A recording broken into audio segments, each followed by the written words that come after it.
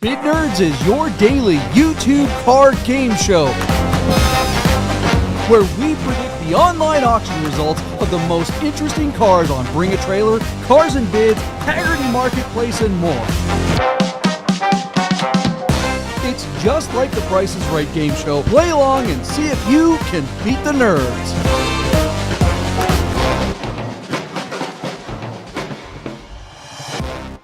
My gird, we got the show happening. We are here. We are live. We are in the Container Park in downtown Las Vegas. We are simulcasting on both the Instagram machine and YouTube. We're going to be popping off the Instagram, though, because, you know, nobody can hear it over there. So if you're watching on Instagram, I am clicking you out. Go to YouTube and start the chat. We are live chatting. Hello, everybody. We have the whole gang back together. My partner, Michael Deeb in San Francisco. There he is in the fisting room. How you doing, Michael Deeb? What's up, nerds? I feel like that fist is always ready to be fisting.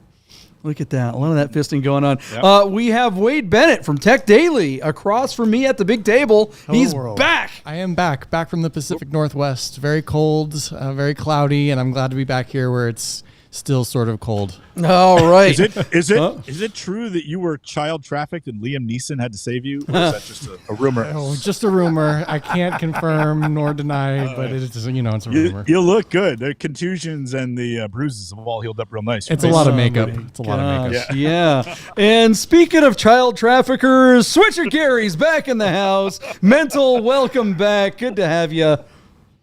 I mean, it's... Wait, I don't know where I was going to go with that. I was going to go somewhere. Wait, I was going to go with the long hair thing again, but he doesn't have long hair anymore, so it's like I couldn't make a long hair guy joke. Wade, the show wasn't as fun without you. I hope you had a good time, but we missed you. I don't know about that. I think you guys had some pretty decent guests in the hot seat over the last couple of weeks, and maybe some knowledgeable people on some cars and things, right? For a change, maybe, right? Well, maybe. This show is not about knowledge. We don't. Maybe knowledgeable. not. Ain't that the dang truth, everyone? You know who's here? The people that I'm most excited about. None of you people. It's all of you out there watching the show. The Nerd Herd is growing by the day, by the minute, by the hour. And a bunch of the Nerd Herd is already signed on in the chat. We got Michael Myers. Buddha's back. He's been out and about. Chris Carbine, check this out, Chris. Look at that. I'm showing you. I'm showing it to you. Oh yeah. I'm gonna do a little rubbing on it right there. That's pretty exciting. Shout out to our friend Chris Carbine in Louisiana, New Orleans. I don't know how to do any of that stuff. I'm really Buddha's bad. tuning in because he wants to shepherd his submission across the starting block. Yeah, that's the thing. We've been getting really good. It's look when Deeb picks the cars. Are they really that interesting? But now we got the Nerd Herd kind of getting in there, and the cars are definitely getting more interesting. Randy's just joined the chat. How's it going, buddy?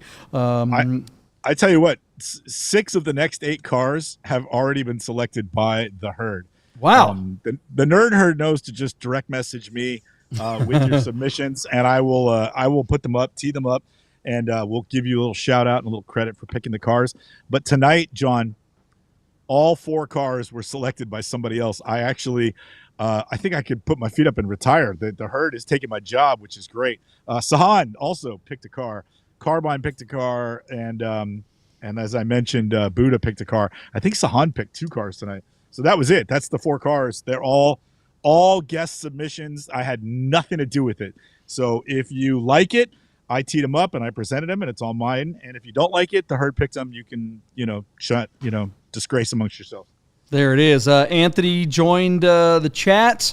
Anthony from Our Smiths up there in Boise, Idaho. We've got cool stuff going on with them. Get your watch fixed. Your watch needs service. So give Anthony a call over at Our Smiths, and he'll get you hooked up, man.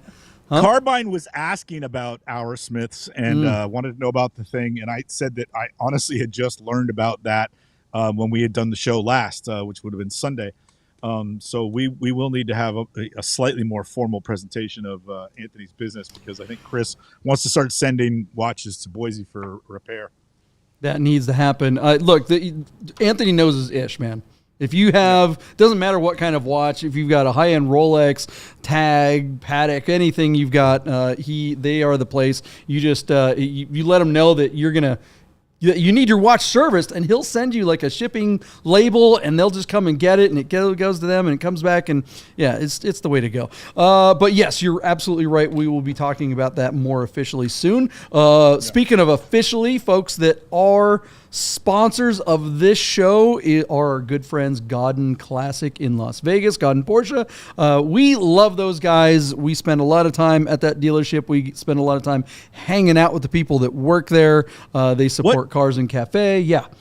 John, what classics do they have in stock right now? I haven't looked at their inventory. You know, is there a cool air cooled sitting there that you walked through the door that you were like, Deeb, did you see that cab they have or whatever they've got? They do have like the nicest 993 C4S on the planet. That red one. I mean, it's like super low miles, and it's 18,000 miles or something, and they want like 160 for it, right?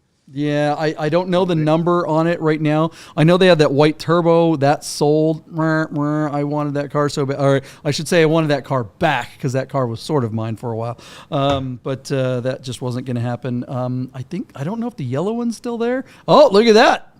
Look at that. Switcher Gary got it. He's on point, man. He's got the 993 turbo right there. That's the winner. That car is that's a multiple award-winning restoration. I'm really curious to know what they're going to ask for that car, because my guess that car is going to be pushing close to $400,000. I think that's a car that belongs if that car belongs on an auction of some sort, right? I agree. Yeah, maybe if it's still sitting there, I can sell it at Amelia Island. So I'll have to reach out to Paul, or I don't know who's in charge. Maybe something like that. Something like that is definitely worthy of Haggerty, I feel. So yeah, for sure. Amelia Island. Ross is joining us from across the pond over there in New Zealand. How you doing, Ross? Thanks for joining us tonight. Let's get to it. We made some predictions last week, and as per usual, we're all pretty wrong. Our guests have a pretty good track record at beating us, Deeb. Have you noticed that? No, never paid attention to that. Mm-hmm. Yeah. I just, you know what it is, JP, you know the old adage, I don't have to outrun the bear, I just have to outrun you. I don't care if the guests are better at than me. I just want to know that I beat you. That's the only thing that matters. That's not going so well for you either, but whatever. It's all good. I mean, I think you'd be better off to be beaten by the guests. Let's get to those predictions from last week. What was the first car on the list that we want to pull up? My car, actually, on the Haggerty site, the 2016 Mercedes-Benz G63 AMG. This is a 14,000-mile car that belongs to a good friend of mine here in Sausalito, as where he actually resides. We put San Francisco on the listing, but the photos themselves were taken in Sausalito, right down the street from his home. This car has the extremely rare and high-spec AMG Performance Studio package, and really just a handful of these were brought into the United States. It was a $20,000 standalone option, and it came in 5 outrageous colorways, this one being solar beam yellow. The car is in perfect condition. Full disclosure, my friend, when he owned the car, and I think he's had it for like 7 or 8 years or something, maybe not that long because I guess the car's only been that old, but he's had it for a few years. He wrapped it in matte black, and so he took the matte black wrap off of the car so that we could photograph it, and the paint is like brand new underneath, and the upholstery and everything. There's no creases in the driver's seat. Nobody ever smoked in the car. It's like a brand new car. So super nice vehicle, super high spec, outrageously original, perfect condition, and then unbelievably low miles. We were hoping for big things. So I recused myself from bidding on this car, but JP, you came in at $99,063, and Blakely Leonard from the MB Market, a Mercedes expert, he was our guest host, and he guessed $105,000 for this car. Mental, you weren't here. G63 was super low miles and a wonderfully rare and outrageously expensive $20,000 option that's all cosmetic. What do you think a car like this would go for in the secondary market? And I should qualify this by saying, knowing that yours truly, myself, representing this car on Haggerty Online Auctions, I answered questions for 2 weeks on this car and had garnered a lot of interest. I'll just tease ahead and say that the car garnered 45 bids. So it got a lot of action. So what would you guess as a bid for this car, Mental? Oh man, just stepping into this cold. I'm gonna have to look at this and let's. God, I don't even have any references. You promise you didn't look at the spreadsheet? I didn't actually. Okay. 118. 118. Wade, where are you at, Wade? Wade, what do you think? I really like this car. It's an interesting color combination. Solar Beam is a Mercedes color, but it's mostly for like the Black Series cars and some final edition stuff. And that package is really rare. It's on some other cars. It's kind of a combination of the like blackout optic night package and some other things, but nobody knows about it. So that's exactly right. I feel like it's a 6-figure truck. I mean, these were going way over MSRP. The squares, like everybody wanted these. 101. Just a squeak over 100,000, 101 maybe. Good guess. All right, so our car stalled out at $91,000, where it failed to sell on 45 bids. When I spoke to the consignor originally, he wanted 125 reserve. I said we're not going to be able to do that. He came down to 108, and that's where the car ran. On the morning of the close, he lowered the reserve to 100 grand, and then I had 3 people bidding on it, 2 people who I had spoken to. And then the third guy was a mystery to me, and the bidding stopped at 91,000. So we are working on a post-hammer deal at right around 100 grand, sort of all in, including premiums and things like that. So we're really close. I'm hoping by tomorrow I can say that this car is sold. But at the moment, the bid kind of goes on. Somebody's getting a hell of a deal. I think so. Yeah. Consider it was $160,000 MSRP because it had a $20,000 option, among other things on it, and it's in literally brand new condition. It's a really beautiful truck, and I hope we make this one go. So I'm really excited about this. It kind of fizzled out like right close to the finish line there, but I do think we're close enough, and because I had kind of a working relation with 2 of the underbidders, I think we're in good shape. I think this car might wind up in Florida, so fingers crossed. Moving on.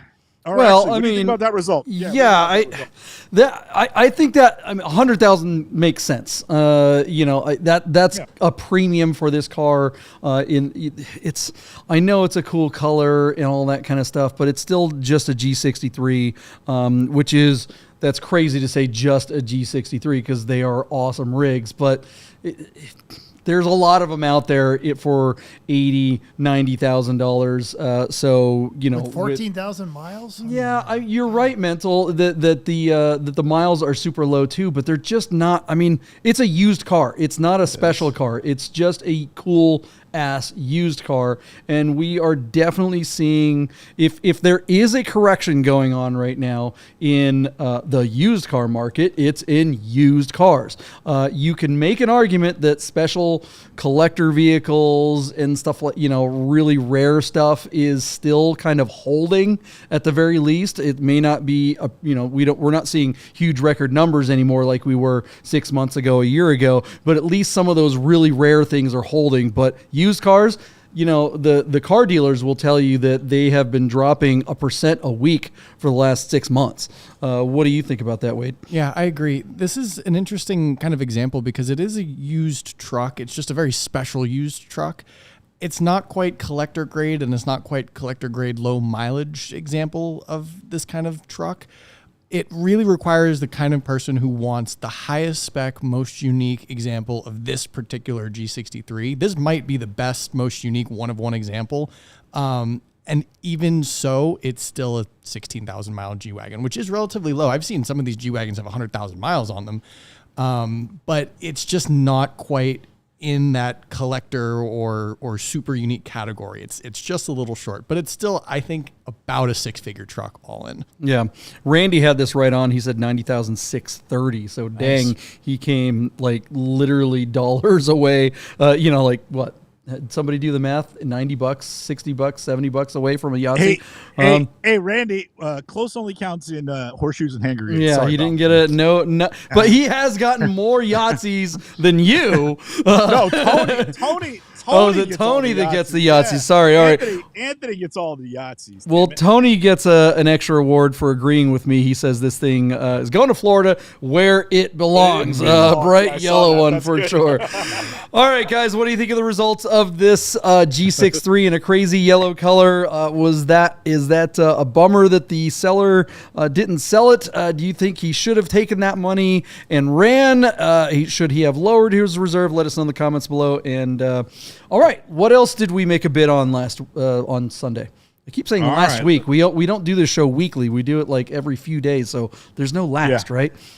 Yeah, a catch up. Okay, so we had a submission by Sahand, which was the 1994 Mercedes-Benz E500 Limited, a car that was never brought to the United States, one of just 951 produced for the world, but again, not available in the U.S. market. It might have been in other parts of North America, but definitely not in the U.S. This car is with our pals down at RMC Miami, who have sold 2 outrageous 911 air-cooled cars to our good friend Rami, as we do the show, host the show in Rami's own studio. It was a really great selection by Sahand, because on the night that we covered it, we happened to have the founder of the MB Market, the platform this was on, Blakely Leonard, in-house. It's interesting to note that while I took at least a little bit of issue with some of the way that this car had been written up. And at that time, I kind of like went through the car and then went through some of the things that I thought were a little contradictory. And then Blakely's audio, interestingly and conveniently, sort of blanked out. We lost him, and he wound up typing in some of his comments, and then he charged his phone for 5 minutes, jumped back on, and his phone died again, and he jumped back on. It was kind of funny, but it was he was a really good sport, and, we kind of got to the bottom of this. I thought it was just sort of weird that they made some mods to the car. They claimed that Lewis Hamilton drove the car, but there was no way to substantiate it except that looking at, like, really fine, minute details on the thing. Fair enough. But then somebody had changed for you guys in the studio that weren't here for this. Somebody put a Brabus tachometer in the car, which of course then changes out the odometer. So as the MB Market brought this car to their auction platform, they stated that the car has, and let me read my notes so we're all on the same page here, that the car had 80,000 kilometers and 50,000 miles. Well, then like 3 paragraphs down, they said, and then when you add the original tachometer in, it's actually 140,000 kilometers, or more or less an authentic 86,000 miles, and that's all been verified by the DMV in Japan, where they got this car. And I was like, well, hang on a second, why wouldn't you lead with that? And Blakely, of course, RMC Miami, I'm sure, is one of Blakely or the MB Market's probably bigger whales, because they have a lot of several $100,000 cool gray market cars, and they make a big splash on social media. So Blakely went on to say, hey, they're really great guys, and the TAC is really cool, and never really answered for why they didn't lead with that. And we didn't need to lead on our guest. We'd like him to come back. But anyways, with all that in mind, I'll lead off because I like the car. I thought the car was pretty cool. I've always been a big fan of 500Es, and I had one with my dad a while ago and loved the car. We put damn near 100,000 miles on that thing. So I thought this car, even though I liked it, I thought that some of the things that were weird in the ad would hold it back from getting to a true retail number, which in my mind for this car should have been north of $85,000 and as much as like 110 to 120 if this car were straight. But there were a few weird things on there. And so I thought that the bidding on this car on this platform would stall out at $65,000.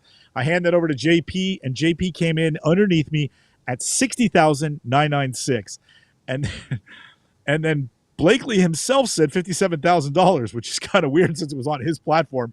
But anyway, I digress. So guys in the studio, again, this is a $90,000 car. Care to venture a guess as to what happened on the MB Market for this car? I am. Oh, no. Blakely recused himself. Please forgive me. I said 69. I'm reading my notes wrong. Please, guys, let me go back. Stop the press. This is the first time I've done this, JP. I read the wrong numbers. So I said 69 for the car. You came underneath me at 57,500. And then Blakely did not bid on this car because it's his platform. I was reading the 996 numbers. We'll get to that in a minute. Please forgive me. So 69 to me, 57.5 to John. Wade, go ahead. What do you think this car would have done? I don't know. It's kind of weird. The mileage discrepancy is odd. I don't think those wheels are right amongst some other things. It came on Evo 2 wheels, and they upgraded from 17s to 18-inch monoblocks. Nice wheels, but not original. You're correct. So I don't know. I have more thoughts on it, but $61,500. Yeah, it's odd. There's too many things that need to be changed, I think, but I don't know. And Mental, what do you got? I'm excited about this car, but I'm kind of with Wade on that. It's a narrow market with the Hulk interior on that. It's cool as all get out, but if you're gonna have a cool car like this, you've got to lead with the numbers like that, or it's just gonna start attracting bottom feeders who like the car but they don't recognize its collector's value. So I'm gonna say 59. Do you guys think? What do you guys think of the whole Lewis Hamilton history on this thing? Does that do anything for you? I mean, so was it like a paparazzi picture of him? Yeah, he was in town. He was or? in town. He was in town for the Miami Grand Prix, and RMC Miami somehow lent him the car, and he drove it around and posed for a couple photos with the car. I mean, but that is him in that actual car. It is legit. Wow, yeah. I missed that in the last conversation. I thought they were implying that it was his car or something. No, he just drove it while he was in town for the Miami Grand Prix. Oh, that's effing lame. Yeah. Now, Well, that's a common tactic that a lot of those high end guys will do just for that reason. That's so effing Florida, right? It's one thing if he owned it, if there's some documentation that it was his. I mean, if he just rented it as a Turo rental, like nobody, Yeah. I don't really think that makes much of a difference. Yeah, look at it. They just pose. It's like a photo shoot with the car. Mental, you've seen other dealers do that? You read about F1 drivers, and like back in the day, they would get in trouble because they would show up at, they're in town for a race, and some high end dealer wants to create buzz behind a car. So they're like, hey, take this thing out. And not so much these days, but back in the 70s and 80s, they'd get drunk, get stupid, pick up women, outrun cops, do this kind of stuff before cell phones. Yeah, right. But the point being is, it's actually not a scummy tactic. It's kind of a common tactic. You're generating buzz behind a car, especially the F1 driver for Mercedes.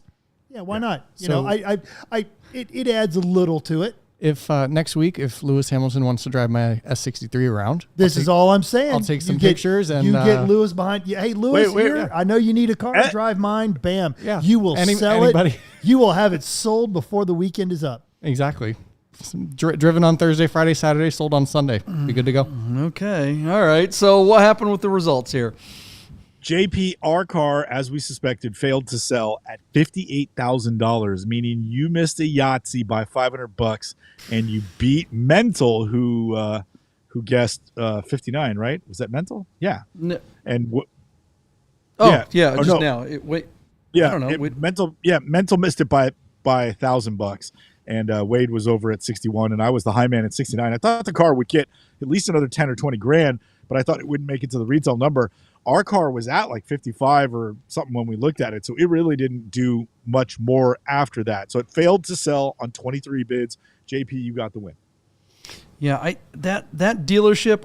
I said a few things about the dealership on the previous episode. I'm not ready to just fully disparage them, but I'm not ready to trust these guys. And I feel like the Lewis Hamilton thing, to me, knowing that they just kind of like paid him to drive it around, that they didn't even pay him; they just loaned it to him. Well, I mean, okay, whatever. They gave him a car to drive around. That just seems a little cheesy to me, and it's a little sus, especially since so that's interesting, because think about this. Patrick Long, our Porsche guy, right? He was up in Seattle a couple of weeks ago. I got a chance to interview him. That was cool. But they were talking about, the PCA was talking about bringing a car in from Lizard Racing, which is a team that Patrick Flying Lizard.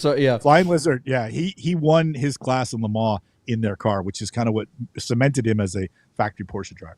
Thank you for clearing that up. So they supposedly had a car from the team, and so they were going to bring it in and surprise him with this car. Supposedly someone in PCA owned that car or whatever, and it turns out that the car that they had wasn't actually a team car. It just had the livery, and it was a tribute to that car. Right? So they wanted to give him this car and let him drive it around for the weekend. And he's like, no, I'm not driving that. I won't even take a picture in front of that. What are you, nuts? To me, it's weird that Lewis Hamilton would get in front of a car that's not original if he's the Mercedes guy. I don't know. There's a difference between a stickered up tart and an actual limited edition Evo, though. Yeah. Agreed. Yeah, but I mean, you guys are the ones that are pointing out all the things that are like not original with the car, and I feel like if you're representing the brand, I don't know, whatever. I'm just looking to pick a fight on this one, but it's Bully. cheesy. RMC do better. I think worse. The bigger problem was everything that you guys were talking about, not leading with the right information. So what do you guys think of the results of that Mercedes? Let us know in the comments below. And what other predictions did we make last week? Michael Deeb. All right, Switcher Gary, if you will pull up the 2003 Porsche 911 Carrera C4S coupe that is on Bring a Trailer. This is the paint to sample ice green metallic X51 6-speed manual adaptive sport seats. This is the car. 93,000 miles out of Harrison, Ohio. I do think there was a little ding-a-ling-ling in its, it had a minor accident in its Carfax history, but whatever.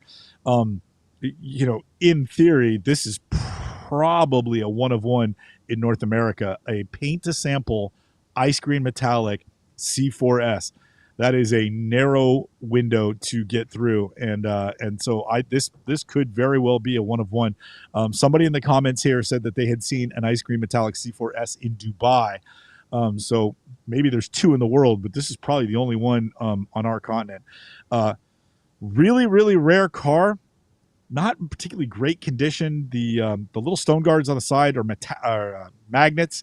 It's got damn near 100,000 miles on it, and it did have a little ding up in its history, so there's got to be some paint work there. But really nice spec. If it were, just a little bit nicer, maybe a few less miles, we think this car could have broke the bank. But in this soft market, and nobody fessing up to whether or not this car had an IMS bearing, I think JP was. None of us thought it was going to go as high as maybe initially you might think it would. I think we all kind of agreed to that. But John, I think, was the one that was championing that this might be dead on arrival. So I led off with the old high bid at $65,000. John, you came in at $60,996, and then our buddy Blakely came in at $57,000, taking the under away from John and leaving him exposed to the elements with no underwear. So, anyways, Wade, you go first. What do you think about this car? Super rare color, high spec with the X51 and the sport seats. But again, small accident, high miles. Where you at? Well, first off, all I want is some mint chocolate chip ice cream looking at this car. Yes. And the 100,000 miles is a lot. I mean, even if this is a one of one paint to sample, whatever, that's a ton of miles. And I would wonder what the service history is on that. So I would be kind of hesitant. It may be a $60,000 or $70,000 car with 40 or 50,000 miles and decent service, but I feel like it is probably 57,000 ish. That's, almost 100,000 miles. That's a lot. Hold on. Yeah. There was that shot that you had there just a second ago, mental, where you're showing the gear shift. I was saving that for when he calls on me, when he says, "Hey, what do you think about this?" And I was going to go with, "Well, I feel like the photography might have held this one back a little bit." Dude's out there with his iPhone and no shoes. Everybody, we apologize if you're trying to eat your dinner or whatever. You're better off to listen to this. Is so effing gross. Really How often gross. do you see that, like, especially for ads for wheels? Guys have the wheels on the ground, and they got their stupid fucking foot there, and they're taking the shot. It's like, ew, gross. You can't unsee that crap. Ugh. So nasty. Anyways, yeah, should have failed to sell just because of that. What do you think the number? What's that? JP, fucking amateurs. Damn straight. Mental, did you give a bid on that thing? What do you think? I didn't. I'm sorry. I was too wrapped around the axle about dude's foot right in the middle So of that gross. one. And the nerd herd is with all of us. What were you thinking with your foot? and it looks Randy actually had the best comment on this one. He says there should be a $500 cleaning fee. Yeah. yeah, and it looks like he's gripping the brake pedal with his toes. Like, is he a marsupial? This fucking guy. There's a meme going around right now on the IG with I think it's the same guy. He's in an airplane and he's got the same foot like wrapped around the underside of a seat, you know, in an airplane. Somebody took it's just so gaggy, gross, dude. Hate this guy. So what was the actual number? Mental, what was your bid? Oh, I honestly, even before the foot, I would have said just the high miles on this one. You're looking at, $42,000 because the color's cool and everyone knows how much I love Rami's ice cream metallic 930, but it's a 100,000 mile Carrera 4S. You're 42,000. Yeah, you're gambling with a lot on that one, and it's probably a great car for someone like me, high miles. I'm not looking for a collector's car. I'm looking for something to drive, but yeah, I'm gonna have to have the whole car steam cleaned now. Yeah, Wade, the foot really knocked me out of my seat. Will you just remind me what your bid was? I think I said 57. I think. Thank you, 57. So that's right with in line with Blakely. Okay, good. So, $46,000 is where the bidding stopped. To me, the real surprise is the car sold for that on just 10 bids. So, John, I go right to you and say, at $46,000, is that a good buy then? Does that come back to being actually a decent value for 46 grand? I mean, the guy might have gross feet, but he's got a brain. He let the car go. I bid, pretty high on this one because I don't think a lot of times Porsche owners or Porsche buyers think with their brain at all. I think something about crazy colors, and we've seen it on this. We've talked about it so many times. We've seen crazy colors bring 10, 20, 50% more. And yeah, this is a $40,000 car at best. If it weren't green, honestly, this is probably a $35,000 car now. The way the market is, C4Ss are out there with manuals, with better maintenance records, than, but Porsche buyers are just freaking weird with the color. So I really thought someone would hop in here. But yeah, turns out the guy has a brain. He let it go for 46, and I think he did good. I think you got if it's a $35,000 car at a regular color, that's quite the premium. What do you think, Wade? Yeah, I mean, I would agree with that. The weird thing is, though, as a one-of-one example, it's not like the nicest one-of-one example. It's probably not even close to the nicest example of this car, regardless of the color. So I don't know. I don't know that I would pay 10% more for the color if the car itself wasn't that great at 100,000 miles and having maybe spotty service, maybe some issues. Like, at that point, I feel like mechanically it should cancel out, right? Yeah. At some point. Well, yeah. I mean, like, look, if it were a 72 911 and it was rusted out and it was repainted brown or something, or white or black, but it still had the thing on there that said it was ice cream metallic, right? That would make it worth a lot more, even if it was just a completely non-running barn find. But because it's a more modern car, the 996, people aren't looking to ever really restore these. We're a long way away from 996s being in let's restore this territory. Mental, what do you think of this result? It's like buying a house. You won. Mental. By the way, yeah. It's like buying a house with a pool. The pool does absolutely nothing to the value of the house. All it adds is curb appeal, and that color adds a lot of curb appeal for someone that's looking for a high mileage. And like you said, I applaud the guy for driving it this much. Good on you, man. You got the most out of that car, and you knew when to let it go. So and he didn't clearly, spend $2,500 on an IMS. Best thing about the car, though, I will say, hands down, the absolutely coolest thing about the car, and it's absolutely something I would do and have done on my C4S 996s in the past, because I've owned a bunch of these, is the stone guard. It definitely gives it a classic look. So those of you guys in the comments in the nerd herd, you guys are usually right about things, but you're wrong on that one. The stone guard looks really good. Gives it, especially on the wider car, that kind of accentuates the fact that the C4S is a wide body. I'm right, you're all wrong. All right, no, we're moving on. Go back to that photo. He needs to bring it down an inch so that line lines up with that. Yeah, the placement is wrong, and is off. But it's a magnetic one, so that's pretty cool. Yeah. That definitely All helps. Yeah. Okay, all right. moving on. What do you guys think? Hold on. Yep. What do you guys think of the results? Let us know in the comments below. I got to do that, guys. I know it sounds silly that you're all right here, but I am going to try to still edit these together with the other half and make one-off episodes, so I need some kind of wrap-up. So bear with me. What do you guys think of the results of this car? Let us know in the comments below. Hit the subscribe, like, and notification button if you haven't done so already. Now, Michael Deeb, let's go to the next car. Thank you. All right, moving on. Mental, please pull up the 2015 Ford Police Interceptor sedan, which I picked for you guys, and you weren't in the studio, so cool. Thanks for nothing. All right, whatever. This car is in. How do I say it, JP? How quickly can we get past this one? Because I think this is dumb. Issaquah, Washington. Yeah, with 84,600 miles.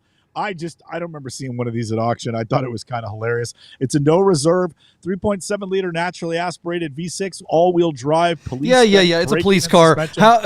Wade, would you ever drive an freaking police car? You would. Not the Taurus, maybe the Expedition or maybe a Charger, but not the Taurus. Kind of boring. Yeah, maybe an SUV one would be kind of cool. That'd be cool. Mental, what do you think of this stupid thing? Would you drive? I know the answer to this. First off, yes, he would race it. It's on the right platform, and yes, I've known two people that have bought the X versions with these. They are one chip away from being over 500 horsepower and all-wheel drive. Yeah, see? Whoopity-doo. Cool. You're driving a police car. Nobody, you're that guy. How much does it sell for? We're not going to go through everyone's bids. Just how much is it? All right. $7,600 on 16 bids. It was no reserve, and our guest Blakely won that one. So hit the commercials, and let's get on to tonight's stuff. Maybe they should change Mercedes market to ex-police car market. That was Cars and Bids, by the way, not Mercedes MB market. I agree with that, but the guy who won the auction, not auction, but the guy who won the bid. Anyways, let's get the hell out of this. All right, we'll be right back with brand new predictions. God, I hate that car. Hey guys, I gotta tell you about our friends Godden Porsche of Las Vegas and Godden Classic. If you're looking for a new Porsche or a classic, you gotta call our friend Steve at Godden, this guy. Save yourself the hassle of screwing around with all the auctions like we always talk about and just talk to Steve. He'll find you the classic Porsche you're looking for, Godden Porsche of Las Vegas. If you don't subscribe to Bid Nerds on YouTube right now, I'm gonna shoot this 997. If you said, wait, that's a 996, you're a nerd. So subscribe to the new YouTube channel, Bid Nerds. Get those nerds! And we are Can you back. really keep calling it a new YouTube channel? Well, it's not that. I mean, we recorded that like a couple. Sure, why not? I mean, it's new to whoever saw the commercial and tuned us in. Right? I mean, for most of the people watching, they just heard about us and they'll probably be gone. So, we'll get a new batch every week. It's like a new show. All right. Welcome back to Bid Nerd, your nerd out on the most interesting car of the day from all the automotive enthusiast auction sites. Okay. You know what? We should do another shout out to Godden Classic, right? Even though we just saw their commercial, they're awesome. We don't need to do the whole spiel, but Mental, you like Godden Classic, right? I absolutely love Godden Classic. I own a car from one of their employees. I helped you shoot the award-winning video, the 996. And I will say this: a couple of months ago, some gearhead buddies of mine were driving through town and the alternator was failing on their car. And do you know who they called ahead to get an alternator? And our buddy Mikey got him hooked up with the parts guy and they were able to get their car and make it all the way to California. It would be Godden Classic of Las Vegas. That is fantastic. They're real people down there. That's what's cool. They're here to help. It's awesome. Godden Classic. Godden Porsche of Las Vegas. Okay, we got a batch of 4 cars to make predictions on. Pretty excited about all of these except one of them because I'm just a little sick of Mercedes, and now we have all the Mercedes experts in the room. So shut your mouth! I knew it was coming. I teed it up. Here it is. Let's get to this Benz. What do we got? Another classic Benz. So I did a paragraph on each car like I normally do. And I decided to reboot my laptop before we did the show, and none of my notes saved. So I'm going to wing it. Selected by your good friend and ultimate car nerd and part of the nerd herd, Sahan Fenzi, if I'm saying his last name correctly. Sahan selected for us this 1991 Mercedes-Benz 300 TE with an AMG built 3.4 liter inline six. That's the, let me read it to you, the M104 inline six, but AMG gave it the AMG treatment. But wait, there's more. This damn thing is a wagon. How cool is this? This car was never brought to the United States, not with the AMG treatment. So it was imported as a Germany-sourced vehicle, imported earlier this year in 2023, and it is brought to Bring a Trailer by our friends at Driver Source, who are doing the 2023 Oct Motorfest collection. This is one of those cars that they brought all together to BAT. So super cool car. It's showing 171,000 kilometers, which is about 106,000 miles. It is down there with Driver Source in Houston, Texas. It's finished in a very classic for the era blue-black Mercedes. They used to call it blue Schwarz. Am I saying that correctly? I will take issue with both Driver Source and BAT, and I'm leaning on you, Mental, to back me up on this. Take a look at that photo. Any photo of the wheels. They list these as 17-inch monoblock wheels. Those are not monoblocks because they are not single-piece rims. These are multi-piece rims. They cannot call those monoblocks. Am I correct in saying that, Mental? Yes, those are monoblock style. They're good-looking wheels, and all they had to do was add an adjective in there, and it would have been accurate. Yeah. Multi-piece monoblock style wheels would have been the correct description, but they call them monoblocks, and I'm like, hold on. Yeah, I don't even think it wouldn't be a monoblock style either, right? Because they've got the rivets and stuff. The AMG, but they're the AMG shape that it's almost like a 5-star design. So they called it monoblock. Was that a brand name, or that also happens to mean one piece? No, it was a style like the slab sides on the 928s. Okay. Remember the 500E we just covered instead of 17? No, I know the wheels, guys. I mean, I get it. I'm just, but these are 3-piece wheels, and I mean, your first assertion is correct. I don't see how even with adding an adjective, it would still be wrong. That'd be like saying round squares. Well, if you just said monoblock style instead of monoblock, but they're not monoblock style. They're 3-piece style monoblock. They can't be monoblock style if they started with a monoblock and then made them 3-piece. I think it's just because it looks I think like that's correct. Actually, I think it looks like those. But yes. Yeah, the inserts are pure monoblock. You don't want to talk about this car, but you're digging that far in. Yeah, it's called Bidners. We're going there. We're nerding out. It's true, but no, I mean a monoblock is always a 1-piece wheel. Period. End of story. So if it's a monoblock style wheel, then that would be the style of 1 piece. But then you're adding another piece. So what? I can't figure this out. My brain's gonna blow up. All right, moving on. What else about the car? Tell us about the rest of the car. Sorry, it's like having a decaffeinated coffee table. You can't even tell by looking at it. Very nice. So it's got the sports seats, which look like they might have come out of a 500 SL from era. It's got the AMG body kit. The big news, though, really is the motor. Since AMG built this motor, they bored it out to 3.4 liter. It makes 276 horsepower and 243 pound-foot of torque, which is eerily similar to the specification of a car that came out 5 years later, the very first AMG Mercedes car, the C36, which also had 276 horsepower, 280 horsepower, but had like 285 pound of torque. A few years later. So specification with a C36 are pretty similar, but just a really cool car.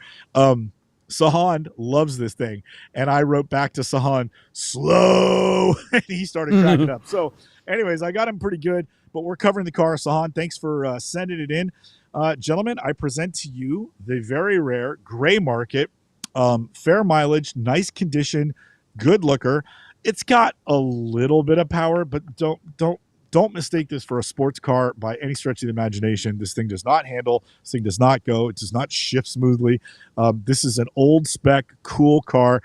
To me, this is a classic young timer, but not a car that I would ever think I could take on a Professor run or the Overton run and hope to catch you before you guys finished your breakfast. You know what I mean?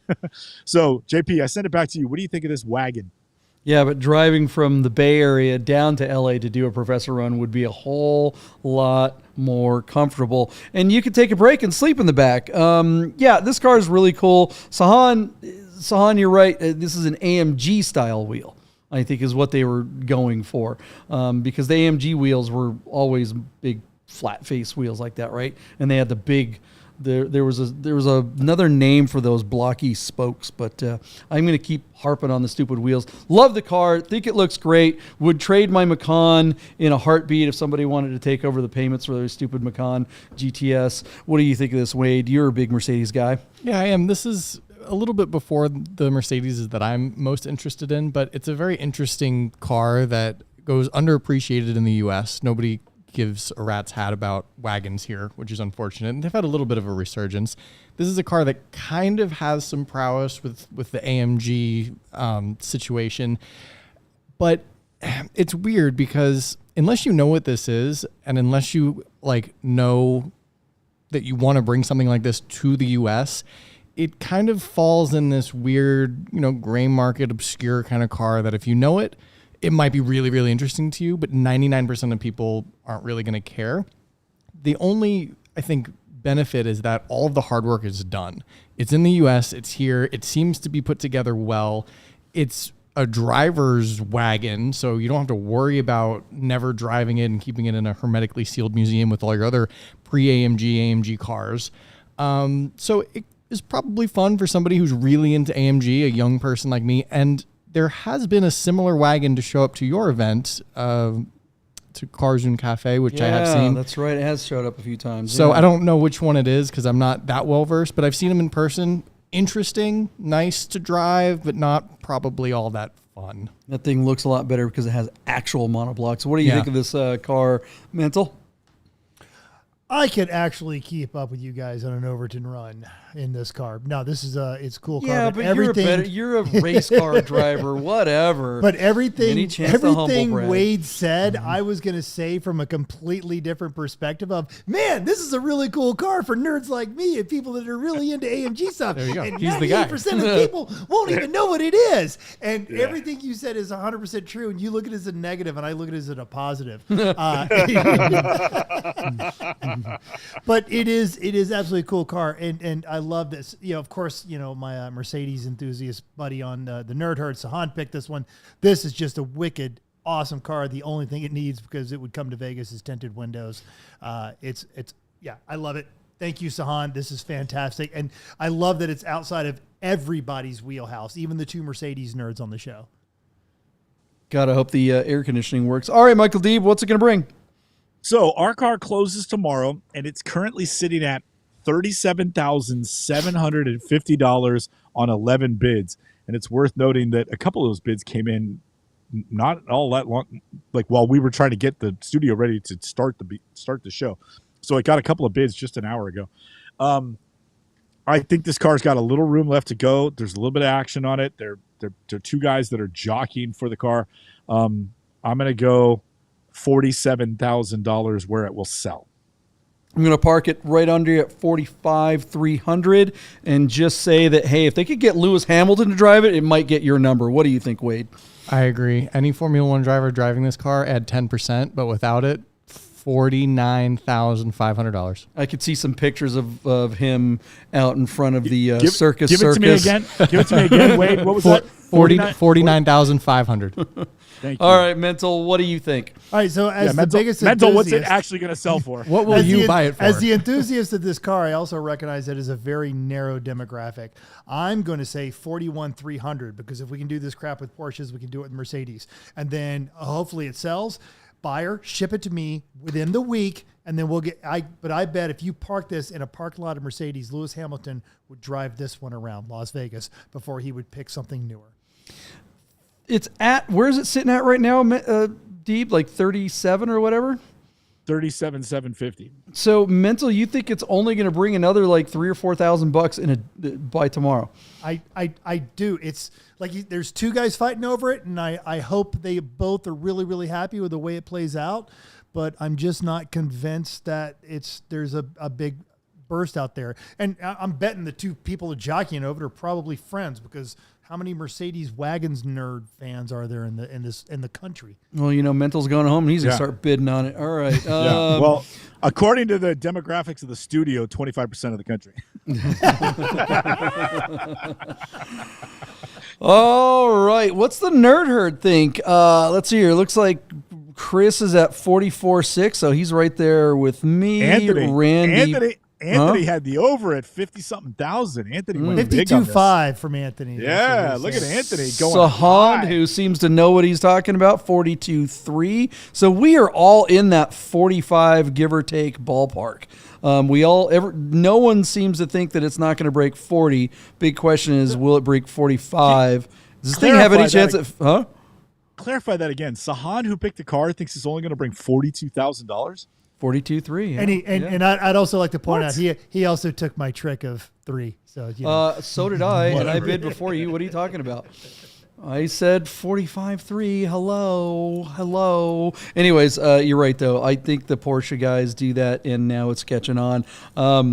Lee likes it because you can keep your dog in the back, because it's got that cage. I was actually noticing that cage thing. I think I would pull that cage thing out. I would keep it because it's original equipment and it's functional. That's really cool, but I think it looks kind of weird in there. I always think that looks weird on the kind of cop car-ish. All right. You wanna keep Mikey back there or something like that? Yeah. Okay. Wow. That was for you, Mikey, if you're watching. All right. Let us know what you guys think, and let's move on to the next car. This is a really nice Mercedes, but I'm glad we're not talking about any more Mercedes today. That's them's fighting words with all the Mercedes fans in this room and in the nerd herd. Well, JP, the next one is for you. Chris Carbine has selected for the show tonight the 1987 Porsche 911 Carrera Cabriolet with the, of course, beloved M491 turbo look package. This is a one-owner car with just 50,000 original miles out of West Newton, Massachusetts. Not a lot to report. This car is basically stock, original condition, with the exception of these absolute looker 17-inch Borbet wheels. Are those monoblocks? Yeah, G50 dished G50 out gearbox on monoblocks. this They car. are, yeah. G50 gearbox, but as far as I can tell, no sports seats, no limited slip differential, black with black top, black carpet, and then sort of that light gray, sort of silver gray seats and door cards, but it does have the black dash. They upgraded to the Porsche Classic head unit, the stereo that gets Bluetooth and Wi-Fi, navigation, and all that. I have one of those and have used it in a classic car before. That is a great upgrade. Really nice car, no nonsense, super clean. I like this car, JP. This is a really nice car. But the first question I would ask you is, why is this guy waiting until we're all getting ready for Thanksgiving, that like Halloween is in the rearview mirror, and now you're bringing your convertible to market? Don't we think this guy is leaving like $10,000 on the table at least? Like, come on, man. Get your head out of your butt. You've owned the car all this time, and now you're going to let it go like 60 days too late? So, John, nice car. Massachusetts, where there's going to be snow on the ground, probably already, if not sooner. What do you think? Well, I mean, you're kind of, that's what I would think if I didn't see where it's sitting. It's got less than a day to go, and it's already at $78,000. I mean, I know it's a 491 car, but 491 coupes are having a hard time getting much over 100. And this is a cab, and I'm not knocking cabs. Don't even get me started on cabs. I love them. But how is this car at almost $80,000 already the day before? And on BAT, we always see at least a 20-30% bump on the last day, at least. Yeah. So this car is, we haven't gotten the numbers yet, but we're talking about how, there's a correction in the market. Oh my gosh, there's, used car prices are definitely down, but classic. Now, the 911s I've seen, there's definitely been a downtick in general for 911s, and I think that's partly correctional, and I think that's also partly seasonal. But here is a car that, by all means, should be one that's getting hit the worst, yet at this number, I am just shocked where it's sitting at already. What do you think of this car, Wade? I have a few thoughts. My first is, Michael Deeb, where did you say this car was from again? In West Newton, Massachusetts. So those pictures don't look like current Massachusetts. It may have been that this car was sitting for a while, maybe 30 days, 60 days before it actually went on the platform, because it should be fall. We're in November, and it looks like a bright, sunny, green day. I don't know. Those trees look pretty brown there. The deciduous it may have or taken coniferous. I can never remember which one's what. It may have taken him a couple of weeks to get on, but you're right. It is kind of odd. East Coast car, convertible, being listed for sale. Those wheels are awful. I can't imagine those were his choice. If they were, whoever buys it, I'm sure will take them off. And on the topic, Original owner. Oh, really? So those were his choice? Yeah. Those, I'm those sure. Things are 80s awesome. No, thank you. And he doesn't have the original wheels, which is really weird. Well, that's unfortunate. But I'll say one other thing. There are no feet in the pictures, but these pictures are pretty not great. Vertical iPhone pictures with him in the reflection and trying to dodge the shadows. I'm sure he's the nicest guy in the world, but my God, that is not helping the car at all.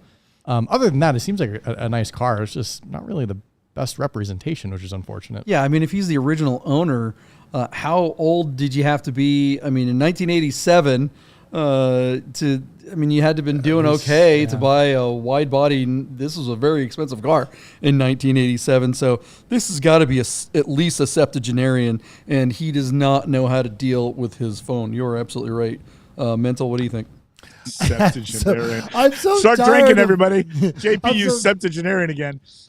I'm so tired of Wade catching all my stuff too, because I was just noticing Mike. So you're saying you're useless? Yes, Okay. I was. But how? Yeah, when you were talking about how's this car this much money, I was going to add with these photos. Now they're honest photos. Yeah. I appreciate. I feel like this guy's being pretty straightforward, with these pictures. But yeah, holy crap, man.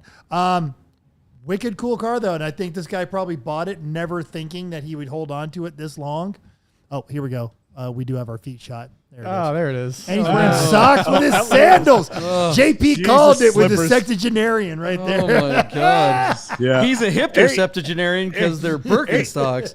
Hey, Harry, nice sandals. How long did the doctor say you got to wear them? Jeez, guy, my guy, what the? So, F? but yeah, this car is defying logic. It's cool, and I'm really happy they brought it to the show, and it's fun to look at, and this is awesome. But yeah, dude, I'm going to be hazard to try and find a guess. Not that I wouldn't drive it, but I would totally change those wheels. Ross is going, hey, does it come with shurikens? Because this guy's a ninja.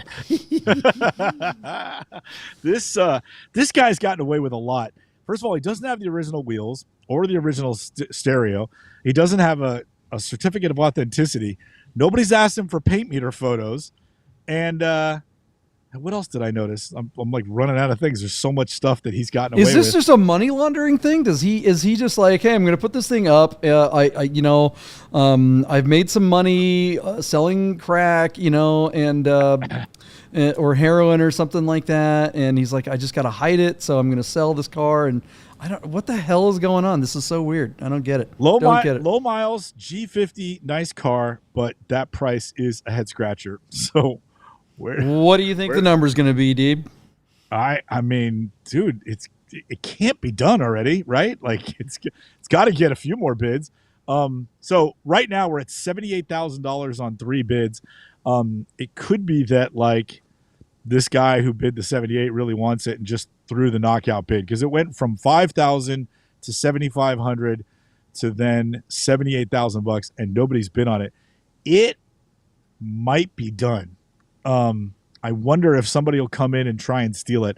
Since I'm bidding first, I'm just going to go ahead and take it because it's low-hanging fruit. I'm going to say it doesn't get another bid and it sells at $78,000. So I'm going to make you guys figure out what else might possibly happen. I'm going to go, look, I don't think it's got much room either, but maybe the secret sauce that we're not getting, guys, is monoblock style wheels and feet shots. That is how you sell a car in 2023. I'm going, I don't know. Someone call Emily. Are those multi-feet monoblocks?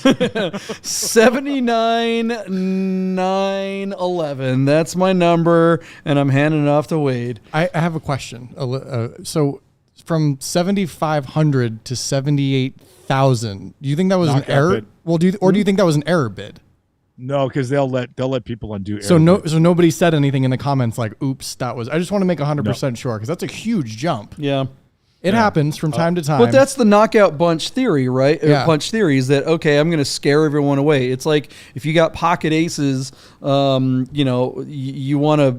want to go all in immediately to scare everyone else away, unless you want to slow play. So if you're slow playing, you're going to just go ahead and bid the minimum increment as the auction's going along at the very end. If you want to get rid of all other players as quickly as possible, go big, right? Let me read something real quick. So a guy named BB Max bid $78,000. The next guy says at BB Mac, wow, quite a leap there. I guess you know the car, or maybe you unintentionally added a zero, in which case you may want to contact BAT to fix, ?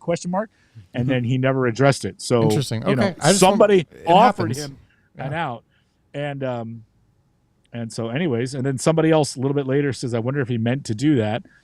But anyway, there you go. So I mean, it's a good catch there, Wade. Yeah. Mental, what do you think of this? Well, Where's it going to land? can I say my bid first? Oh, I thought you already gave your bid. No, Sorry. that was my question. Oh, okay. So I'm actually going to say that it was a mistake bid, and I'm going to say he's going to withdraw it, and the car's actually going to sell for 71,000. It closes tomorrow, so I feel like he should have done it already. I mean, want to stick with that. That's what I'm going. I'm going way out All on right, a limb. 71. 71. All right, We're going backwards. Wait. If you pull wait. a Yahtzee on this, you get 2 Yahtzee credit. It's weird. I think something happened because people do that all the time. They'll be like $1 million Ford GT and they just want to bid something, so they'll go from 1,000 to 1 million, and then they'll be like, oh geez, sorry, I just wanted to participate. It's possible. It's possible. That's what I'm saying. Ladies and gentlemen of the Bid Nerd Herd, I want you to understand what our friend Wade is doing here. He is shooting for a Yahtzee. This would be a first in Bid Nerd's history, a Yahtzee where he is actually bidding less than the current bid to get the Yahtzee because he believes the bid that exists will be withdrawn, and then the car would then eventually get bid up to his number. I'm just saying, if this happens, that's like a magic act. He'll have his own show on Got to Broadway. try something new. Just trying something new. I think you're right, and Mental, you're going to be able to take advantage of this. The more I think about it, you're so I've seen right. it. I've seen it too many times.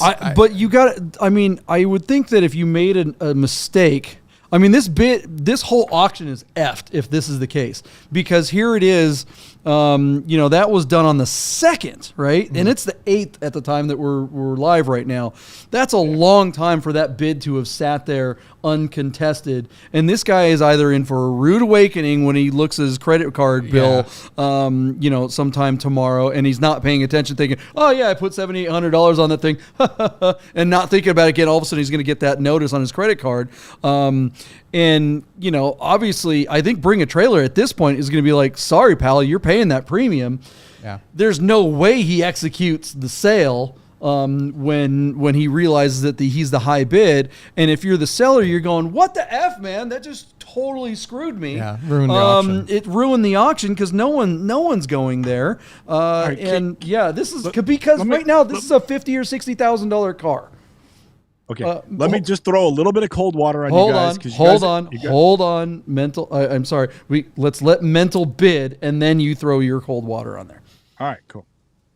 I don't want to take it. Is an interesting theory, Wade, but I'm gonna stick with the nerd herd. I'm gonna say like somebody just has a hard on for this particular car, and it's gonna sell for 80,000. Yeah, I wish I could pull my bid. I mean, Wade is effing right here. This is a DOA auction.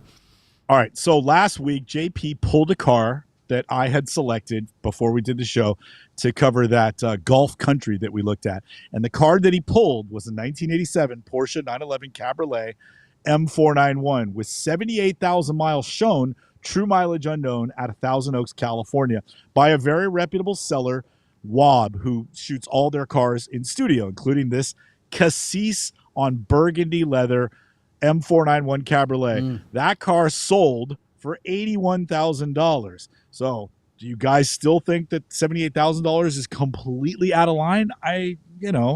Maybe it's yeah, not. because that one was Cassis, and we talked about it that when we were talking about that green 996. Weird colors bring big extra money. I think if there were any bids at all in the 5-figure range before the 78,000, and the coincidence, the fact that the previous bid was 7,500, just man, I'm with Wade on this one. I'm with Wade on this one. I've ruined the show. No, this is compelling shit. What's the nerd herd think about this? I'm curious because What's Carbine's bid? Because he just says interesting. He's not bidding. He's like, I'm out. No, Carbine said 79.8. 79. We had it on the screen. Then it fell into a whole thing about how Bid Nerds is now OnlyFans for feet. Yeah, tune in next week for more feet nerds. Good God, I quit. I'm out. There's a lot of money in that. There's a lot of money in that. There's a lot of money in feet. And the punchline is I'm going to go lock the door right now, and I don't think he took his keys. All right. Deeb, what's our next car? Before he gets back in here, what's our next car? Now that he's gone, we're going to do 7 Mercedes in a row. Absolutely. Yeah. Let's start. It's all Mercedes all day. Let's start with a quality SLK 230. Yeah. Hang on a second. We've got a homeless guy out front beating on our glass behind Wade. I don't know what's going on right now. The security in this facility is just non-existent. Oh my God. Totally unhinged. Totally unhinged. Oh, all right. All right. Now, when he gets back on there, and you're going to just talk about this 1987 Mercedes, followed by keep going. All right. So, okay. Yeah. All right. So, Deeb, what is our next car? So, hang on, and give it about 10 seconds. He's reaching for his headphones, and now go ahead. What's our next car? So we have this 2004 Mercedes-Benz SLK 320 with the convertible hardtop, the retractable hardtop. One of the first of its kind in the U.S. Silver on gray leather, super nice car out of Newport Beach. Why do you guys got the giggles? What's so funny? Yeah, I don't get it. We got jokes. All right. Our good friend Mike Myers, a.k.a. Buddha, selected the next car for us. It is a 1993 Dodge Ram Charger 4x4 on Cars and Bids. Of course, this is the one from Buddha. Mental, pull this thing up. I'm telling you, look at that beast. Look at those tires. Holy shnikes. Man, That's in really this good car, shape, though. It is in really good shape, especially when you consider that it has 129,000 miles offered on Cars and Bids with a clean California title out of San Diego. I read something. So the Ram Charger was introduced in 1974. Look at this thing, a decade and a half later. Is that crazy? Look at that. 1993 from 74. That's practically 20 years later. Man, that car did not change much over the years. Look at it. Spectacular condition, really nice. This one is upgraded with the, I think what was the top of the line engine at that time, the 5.9 liter Magnum V8, which was rated at 230 horsepower and 330 pound-foot of torque. Yours truly bought a 1996 Dodge Ram Indy Pace truck that had the uprated version of this 5.9 liter motor. In my car, it made 245 horsepower and 345 pound-foot of torque, and I love that thing. It would burn the tires every time I stepped on it. Super nice car, super nice condition, despite the miles. Look, there's regular wear and tear in the car, but somebody absolutely took care of it. And again, these cars represent an era with all of the glass and the lower different colored bodywork and the running boards and the funny looking wheels. It's also worth noting that Doug DeMuro himself reviews this car, which means it's going to bring a lot of attention to this particular lot. Although that hasn't happened yet. Our car closes in just one day, and this car only has 9,000 views. I would say, just as an amateur covering a lot of cars on Cars and Bids, that typically when Doug DeMuro reviews a car, that when the auction opens, it always has already over 10,000 views. This one's about to close, and it's not even at 9. It's at just over 9,000 at the moment. So this particular car obviously has very limited appeal, because even Doug DeMuro reviewing it has not brought sort of the crazy attention to it that it would if it were some weird exotic car. Like I think he had a Lamborghini Countach on here and had 100,000 views because he did a video on it. But this Ram Charger is not getting a ton of love, Buddha. What are we going to do? JP, I send this over to you. 4x4 all-wheel drive, practically a 6-liter V8, 130,000 miles. This car was in a Radwood in LA and won Best Raddest Truck Award at the Radwood that it was in. But not a lot to report. Somebody upgraded the suspension to the Firestone Ride Right air suspension components with the controls removed. I don't know what that means, but that's basically it. That's the only legitimate upgrade on there besides those fancy tires. JP, I send this thing back to you. Is this a good truck? Because I love Rams that came out. Like I had that 96. That was a really good truck. But the stuff before it, are these good vehicles? Man, I can see why Buddha sent us this. It's red on ballsack velour. That's his color combo of choice. It's weird, looking at it. Where I grew up, everyone either had Blazers or Broncos. The Dodge, the Mopar thing was you just didn't see a lot of these at all. Like, I don't remember any of my friends' parents having one. I've never been in one. I'm having a hard time even remember ever seeing one. You look at it and it looks like you think it's a K5 Blazer, but then you're like, is it developmentally disabled? It's like, it's like, what is, the eyes are a little too big. I don't know. I just can't, it's just a weird rig. I know that engine is bulletproof, and clearly that's the case. It's got 128,000 miles and it's, decades old, and it doesn't appear to have had a rebuild, but good Lord, this thing's in nice shape. Yeah, look at the Ram hood ornament. How cool is that? I just don't know where to go with this thing. If it were a Bronco or a Blazer, I think there's all kinds of data out there. This definitely interesting, but the color combo, I'm not feeling it. What do you think, Wade? Yeah, I fully agree with you. If this were a Bronco or a Blazer, it would have tons of attention. Everything from the all originals to the 150,000 plus builds that go to auction, those are super, super popular. The Ram Chargers, I think there's still like a question mark. I don't know that many people who know what these are. I haven't seen any crazy big builds or all original ones pull huge numbers. I don't know that they ever will.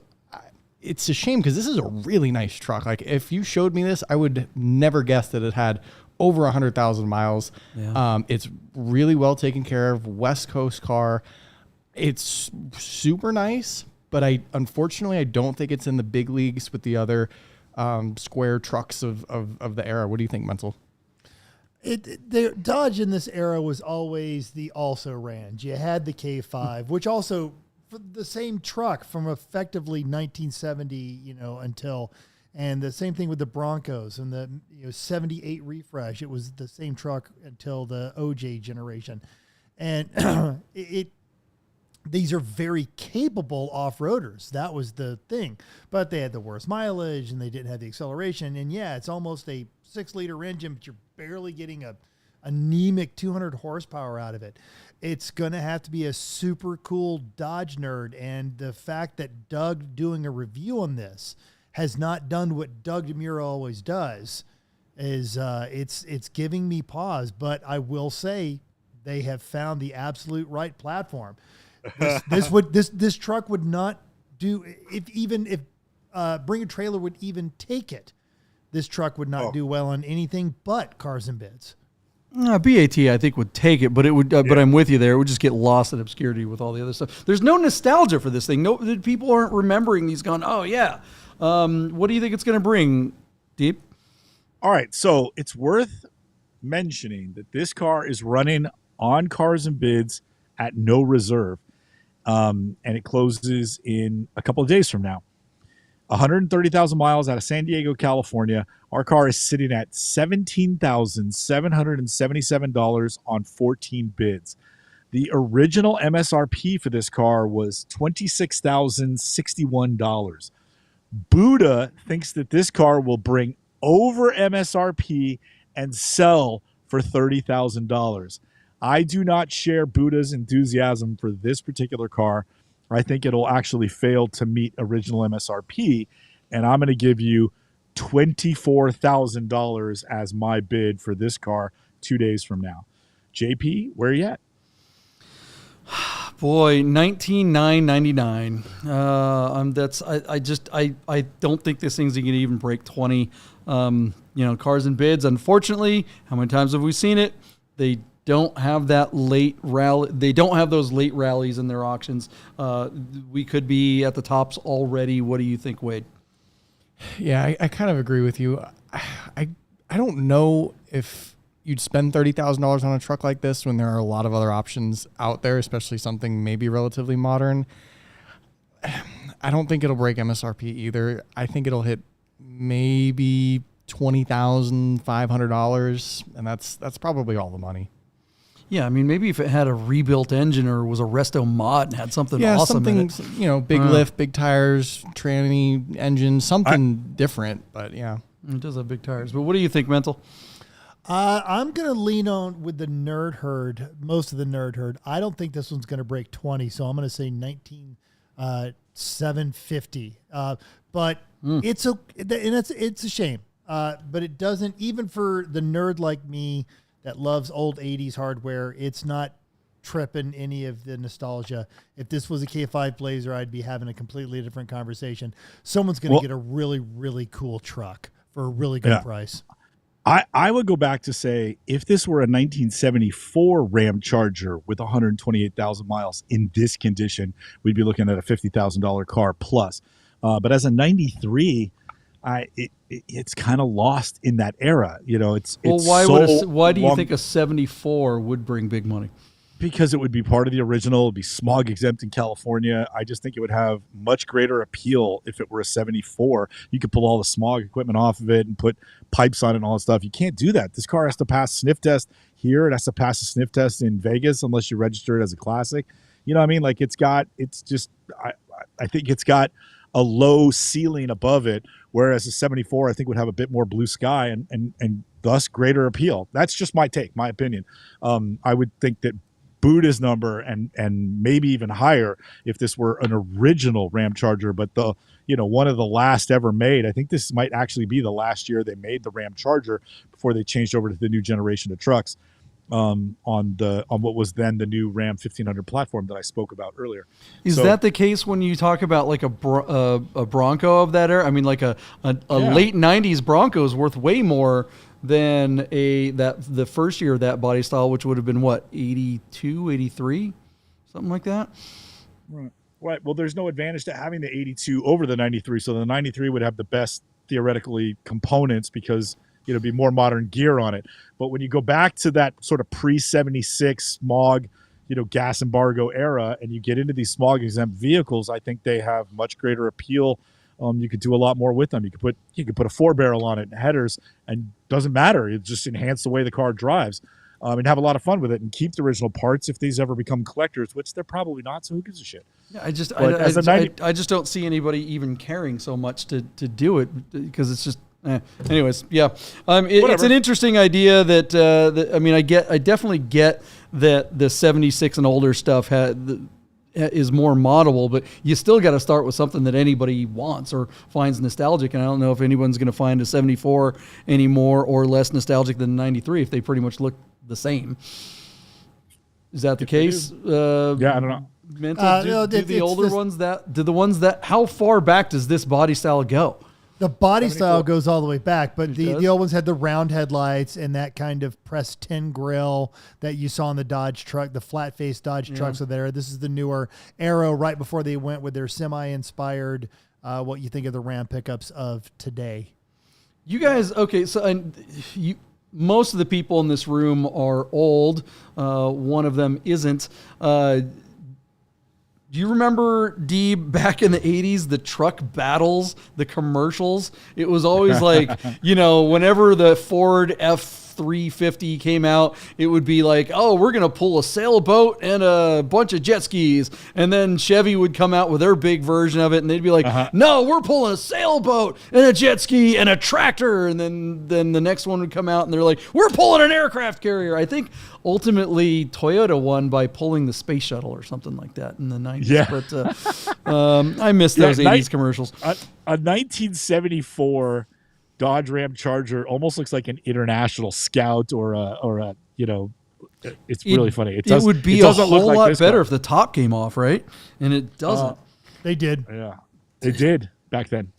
This one does? No, not this No, the one. 74. In fact, Yeah, but also okay. by this era, neither did the Bronco or the Bronco sort of did, but it was Yeah, a the Bronco giant still- pain in the butt. But the original here is a picture of a Ram Charger, highly modded, but that's the grill. Roof comes off just like the K5 and the Bronco of the same era. Yeah, that's definitely going to bring more money than a 93, that's for sure. Yeah. Those are Does that one have turbo a wheels. lift kit? That's pretty high. You think? That bro's got a doze. All right, let's move on to the next car and the last car of the night. What do we got? All right, Mental, I want you to read Sahan's comments as I get into this car. Sahan selected for us also tonight a 2009 Porsche 911 Turbo on Bring a Trailer. Our car has 32,000 miles and is offered out of Tampa, Florida. It also, it's interesting because 2009 for the turbos was still a 997.1. So this car has a 5-speed automatic Tiptronic S transaxle. Other than that, it's got the 19-inch Carrera Sport wheels. And then other than that, it's got nothing. This is a really low-spec car. It doesn't have sport seats. It doesn't have, I don't even think it has PASM. It doesn't have ceramic brakes. It doesn't have even the turbo wheels. And it certainly doesn't have a manual. So this is a super low-spec car, but nice. Fairly low miles, white, black, no nonsense, but nothing to get too excited about. And I think that automatic's going to hold it back. So I was asking Sahan what he thought, like why he selected a car with an automatic, and then he started to give me an answer, and I texted him right back, and I said, save it for the show. So Sahan, now's your chance to defend your selection. Why did you pick this piece of shit? Because he does a job like you. He didn't notice. He was winging it. That is this so does messed up. have sports suspension. But that's it, right? That's the only option this thing has. I don't know. What does that mean, sports suspension? Don't they all come with like sports suspension? No. It's got upgrade- the suspension button that tightens up the active sport suspension. But wouldn't that be part of PASM? And I don't think it has PASM. Nope. So Nope. yeah, Nope. I'm not really sure. So Yeah. anyways, JP, look, don't get me wrong. I would love to own this car. This would be a really fun car. This is a car that could possibly keep up with Sahan in his balls on fire C63. Sahan is admitting he did not realize it was an auto. Mm-hmm. Oh, there you go. All right. So I was teasing Sahan, and then he said something. I said, save it for the show. But still a nice car. And the Tiptronic S was the fastest of the slush box before they moved to the dual clutch. It's still a pretty terrible gearbox. The dual clutch is legions better. But a cool car all the same. This is still a really fast vehicle with like 480 horsepower. And they handle really well. Nice car, but nothing to write home about. To me, it's not the enthusiast spec, and I was sort of surprised that Sahan picked it. But Sahan, anything you serve up, we're serving for dinner. So let's go. JP, what do you think of this car? No option sticker under the hood always makes me worried. Yeah, Tiptronic is just this car's DOA, man. If it were a 6-speed, it'd be bringing all kinds of money. But that Tiptronic is just, I'm sorry, it's just a piece of crap. It's when I say a piece of crap, they don't fail. They're actually very reliable. It's a Mercedes unit. It's when you get into a 911, especially, of this era, the 2000, the 996s and the 997s, they're still pretty small cars by comparison of, the 991s and the 992s. And they're lightweight when they have that manual transmission. They just feel flickable and snappy and fast. But when you put the Tiptronic transmission, it's an automatic. It's not a PDK. It's not a double clutch. It's not even a single clutch. It's a torque converting automatic. And it's very good for an automatic, but it's still an automatic. And when you're just driving out of your driveway, going to the grocery store or going to get a cup of coffee or maybe a short commute or something like that, it's not fun. But if you have a manual version, just going out of your driveway is fun. It's crazy how much heavier these cars feel when you're going slow with the Tiptronic. It just makes the whole car feel like you're in some big torque Mercedes. converter. Yeah, it's just slop. It sucks. And you know what? The Tiptronic, my first C4S 996 was a Tiptronic, and I took it on the track a handful of times, and then I got a manual, and my times in the Tiptronic one were way better than my manual times, but I was having more fun with the manuals. What do you think, Wade? Yeah, and Wade, before I want to jump in here, because JP said this is a Mercedes gearbox. It's a ZF gearbox, and Mercedes is also a customer for it, but Mercedes did not invent this gearbox, and you shouldn't say it that way. It says it's stamped Mercedes. It has the logo on it. I mean, that's what they put in SL500s and stuff and SL55s. I'm pretty sure it's a Mercedes part number and everything, isn't it? I don't think so. I don't believe it was on the 996. I don't know if it's not on the 997. I believe they're both customers of ZF. But anyway, go on. Wade, it's your turn. Jump in. Well, all this technical jargon is great, and the driving experience theoretically with this car or with a different car is whatever.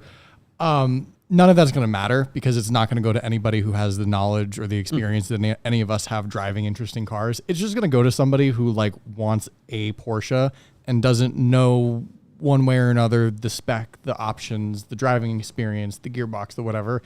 It's probably, no offense to the current owner, probably owned by some guy who just wanted a Porsche and thought the cocaine white color was cool and the wheels were cool and that was it.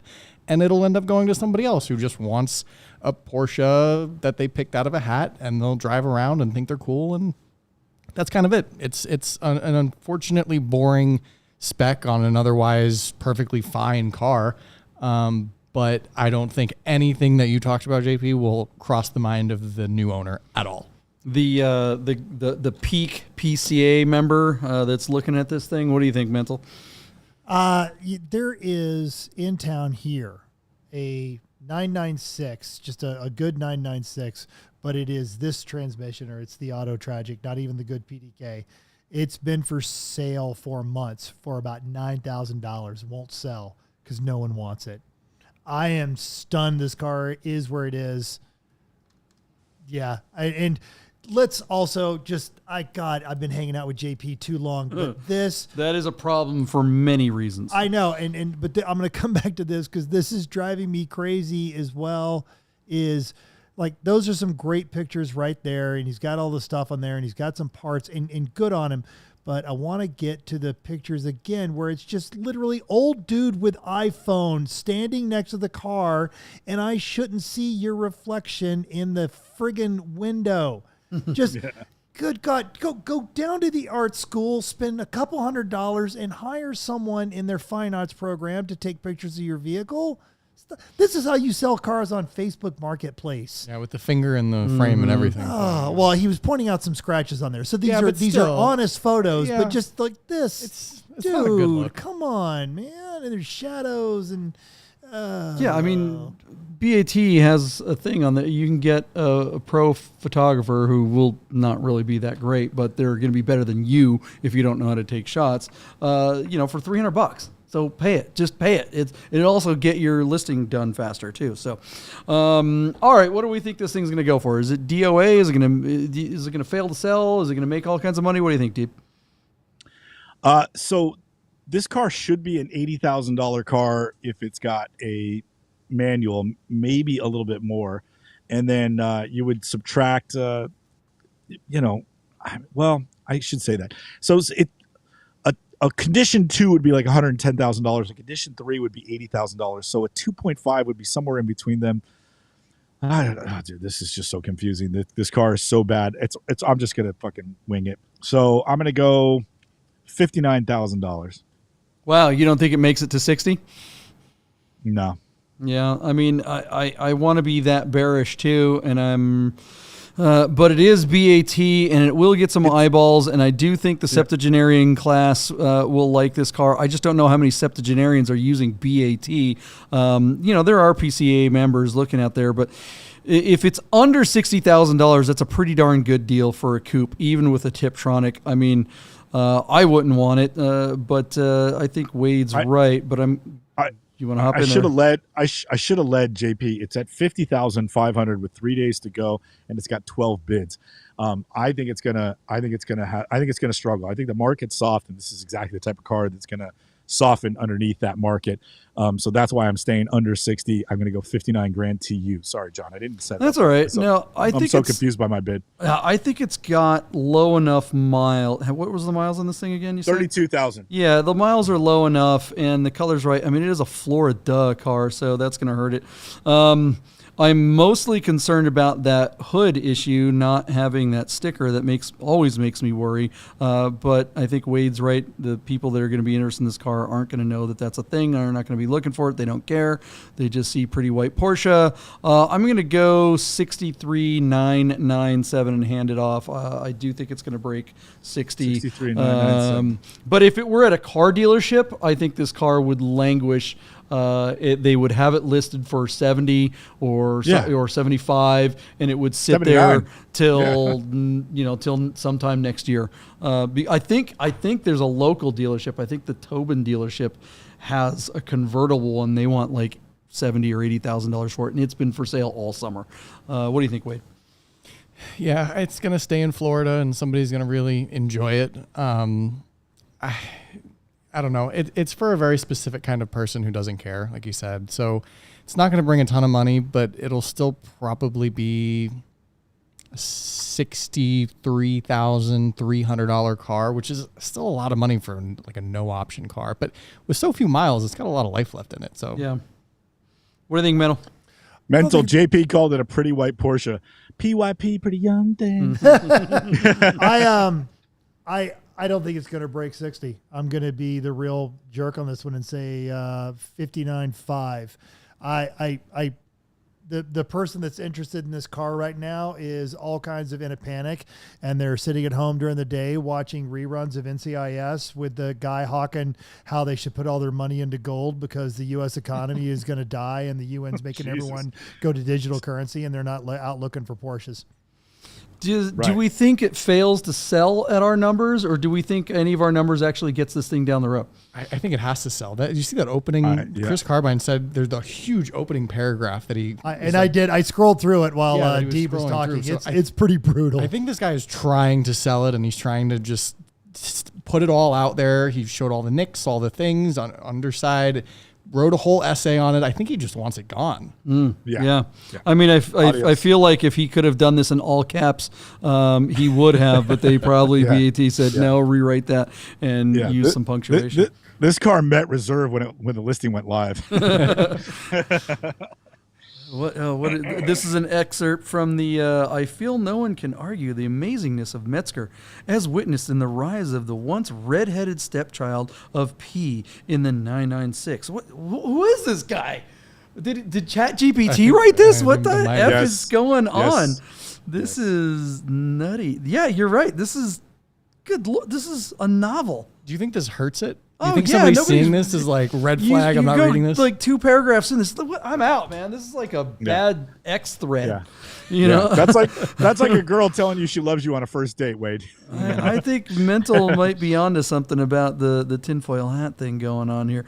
And I mean, I might be a tinfoil hatter, but because tinfoil hatters have been right a lot lately. As soon as you sign a lease in Tampa, don't they issue one? No, you get the golf cart with the various pineapple displays on front. That's what you get in Florida. I think you get a golf cart on 17-inch Borbet monoblock wheels. This car is for the guy who believes a fact check from USA Today. All right, that's it. That is the last car of the day on Bring a Trailer. That was did Mental? Did you pick that one up? Did you pick He didn't pick that one up. Okay. No, I Thanks just, for hanging out, guys. I'm going to let it sit right there in its little steaming place where you left it, and you can clean that up later. Oh, I'm good, man. I am all kinds of messy, and I love it. Thanks for hanging out, guys. The Nerd Herd always makes this way more fun. You guys are awesome. Keep spreading the word. I'm seeing comments on auctions It from was you guys. also nice How to much have fun. all of us back. We haven't all been back here for that's so long. True. Yeah, Wade, where'd you go? Did you take your girlfriend somewhere? What'd you guys do? She lives up in Portland, Oregon, so I was up there for Halloween, and we also visited Spokane, Washington, which is a very cold place. Spokane, which there's probably 8 pounds of in this white turbo. Possibly. Mm-hmm. Mental, where did you go? I was in Houston, so I was racing down at MSR. So we had a good weekend with that, and I got in Sunday night. Did you win? It depends on how you define winning. Loser. Yeah. Did you get a trophy? No. And you lost. Says the guy who got a participation trophy. Yes, sir. All right, guys. Well, thanks again. All right, so we're going to be back on Sunday night for another new show. We're getting close to the holidays. We're still doing it though through the holidays, right? We're going to be doing a Wednesday show the day before Thanksgiving. I don't know about the following Sunday. Rami and I are shooting a movie. We're shooting a short. Excuse me, Mav. Yes. Mav, we Mental have. is We part have. of the crew. Sorry about that, Goose. So yeah, he is in on that, man. I guess that means Mental's showing up. So it's going to be awesome. We've got a great cast. We've been doing casting calls all week. That's why the is there like an Instagram where they could find out how this is going? Yeah, I mean, we haven't really posted anything about it yet, but yeah, follow the Rami Show on Instagram. We'll start posting photos and pictures and stuff like that. We're going to do a rehearsal in here in a couple of days, so maybe we'll live stream that or something like that. That could be kind of fun. Where's the shovel? You got the shovel? It's over there. What's JP? What's the working title of the movie? JP, he's asking what the working title of the movie is. The working title of the movie is Desolation Road. It's a take on it's the film's about the Reaper. It's a modern take on the Reaper. So yeah, it's a thriller horror movie. We're pretty excited about doing it. We my buddy Ted wrote this screenplay about 10 years ago, and we've been wanting to film it ever since, and it's finally happening. So we're excited about that. We'll let you guys all know when that's going down. Where can if you need to sell your car and you don't want to deal with BAT or Cars and Bids or one of those crappy platforms, talk to my boy Michael Deeb. Tell us about that, Michael Deeb. Hey, I am a car specialist for Haggerty Marketplace. I also can sell a car in one of our Radius auctions. Our next auction for Radius, the live auction, is going to be at Amelia Island, where we're going to have 150 cars over 2 days at Amelia Island. But if you need your money a little sooner, we can get your car up online almost immediately on Haggerty Marketplace online. Reach out to me. Let me know what you got. Let's see if we can help you out. Thank you. All right, guys, we will see you. Where can they find Wade Bennet? Over on at Tech Daily. If you want to do some holiday shopping this season for some tech items, I got your reviews for you. Tell you what to buy. Still waiting on that Bid Nerds push over there, Wade. Well, since the band's back together, I might just have to do that. Oh, man, that's sweet. Everyone Racers still happening there, Mental? Absolutely. New episode will be up tomorrow morning as you guys are watching this one. You can get our. Are you going to, if you keep up with those results, you're going to change it to everyone participates? That's the show. See ya. Bye. Nerd! Get those nerds!